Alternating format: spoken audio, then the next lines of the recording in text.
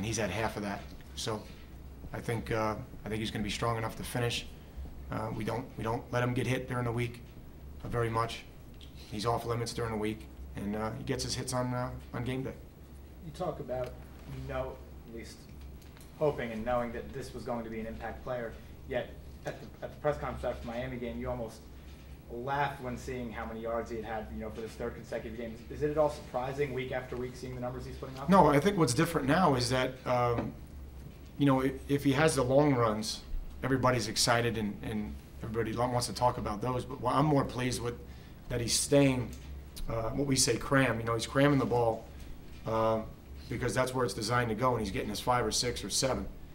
And it's the accumulation of those runs that's having an impact late in games, like it did against Navy. It's the accumulation of those runs that leads to the big one. And that's really hard to teach running backs because they're always looking, many of them always looking for the home run. They don't want to hit singles and doubles. And he's in there and he's hitting those singles and doubles, and then he's just staying on his track, and that's leading to the big one, like it did against Navy. And then obviously when he gets to the second and third level, I can't coach that.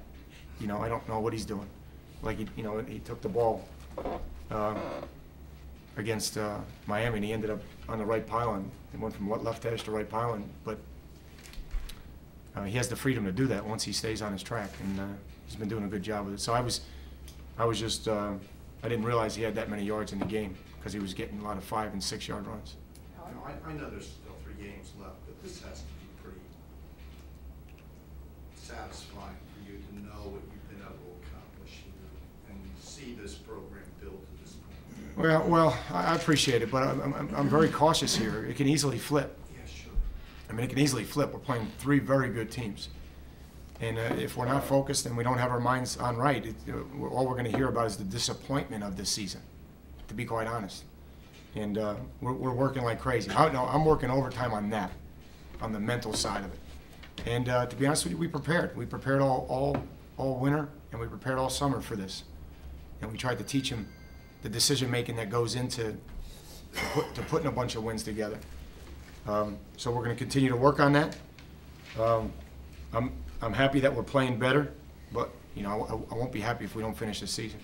How has Bernard kind of adapted to the whole mentality of getting more attention more quickly than you anticipated? Because I remember the first time we talked to him, he was real carefree, he was real funny, and now when we interview him, he's very business-like, always thanks his line, and everything just doesn't seem to be a big deal to him. Has he kind of bought into that aspect of it too, saying I'm going to keep focused, I'm not really going to buy into a lot of attention? I think there's 2 issues at play there. One is he's bought into it, and 2, it's easier to bring players into the program now because of the leaders that we have here. That the senior leadership that we have. There's a lot of leaders that can offer assistance, guidance, and provide the kind of leadership on how to handle the media and how to handle those situations. And to be quite honest, how to make good decisions socially, how to make good decisions, academically, and how to represent the university well. It's a lot easier now to bring kids into the program.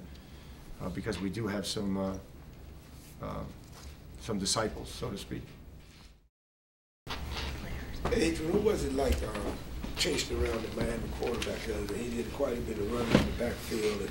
It's kind of elusive. What was it like chasing him around? Well, the Miami quarterback, I have to give him credit. He was a really good athlete. He could sling the ball around as well as run around a lot. So it was hard, but yeah. Were you in condition for it? Yeah, I believe I was, but sometimes I get away. So. Talk about your sack total and what has enabled you to get to the quarterback so much this year. Well, what has made me get to the quarterback so much this year?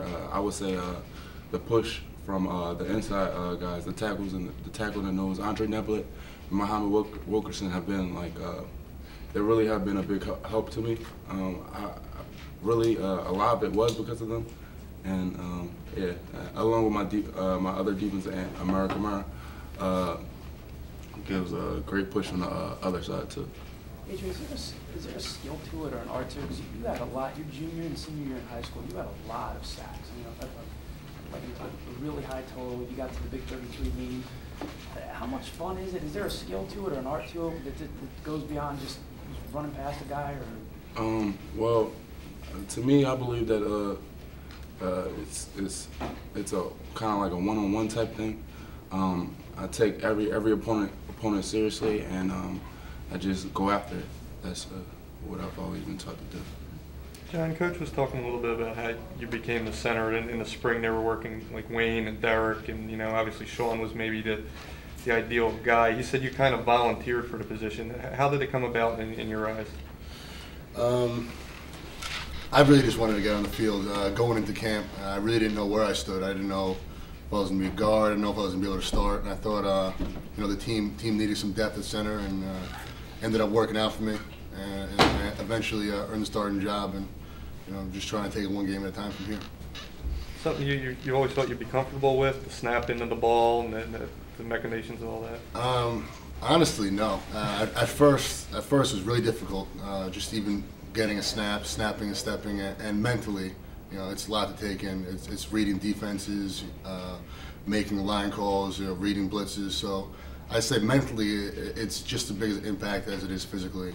Do you still consider yourself a guard at heart, or have you kind of fell in love with the position now that you're there? Nah, I think I fell in love with the position. I'm happy where I am right now, and if the team ever needed me to move back to guard, then I'd be fine with that. But wherever the team really needs me. John, what's it say to you in the offensive line that Coach kind of put the game in your hands? With the game on the line, you're down by 1 point. He gave the ball to Bernard and let you guys lead the way. What's that say for your confidence, and how does that make you feel? I think Coach has a lot of confidence in our running game and our passing game as well. If he put the ball in Chester or Vaughn's hands, it makes no difference as long as whoever gets the ball in their hands makes plays. And I think the offensive line was able to get a pretty good push up front, and obviously Bernard's making a lot of plays in the backfield, so that helps to make an easy decision to run the ball. What's it like for you guys having a guy like Pierce behind you? It's a lot of fun. He's a great running back, and it's a guy you love blocking in front of. Coach always preaches, block your guy for 6 seconds, and with Bernard, you have to do that because you never know where the ball's going. So it's great to have a back like that. Do you guys feel like what you've done has inspired some of the other guys on the team to block well? I mean, Steve has blocked well. Even the receivers are blocking well. Mike Campbell had a big block on Bernard's game-winning touchdown run at Navy. When they see the turnaround that you guys have had on the line, do you feel like that's kind of inspired other people in practice to take it more seriously? Maybe has. I'm not really sure. I think everyone pretty much on this team is motivated by pride. They don't want to be that guy who puts something on film that can possibly lose the game for us. So I think everyone's just really working hard. Whatever they're asked to do, they're doing. If the receivers have to make a catch, they'll make a catch. If they have to block, they'll block. Whatever they're called on to do, they'll make it happen. Did you guys have envisioned a season this good for the line where last year the line gave up a lot of sacks, and couldn't generate a running game, and I mean it's been a complete 180. And beyond that, all the transition, different people playing in different positions. There's been a lot of transition, and it's just kind of come together. Is that the culmination of a lot of hard work that people didn't see over the past couple of years, or just what's gone into that? Could you guys have envisioned things turn around like that? Yeah, absolutely. A lot of people on the offensive line now, are veterans now. They were forced to play as freshmen, and maybe at the time, they weren't ready to play, but we didn't have other guys to step up and do it. So you're talking about, 17, 18-year-old kids going against men.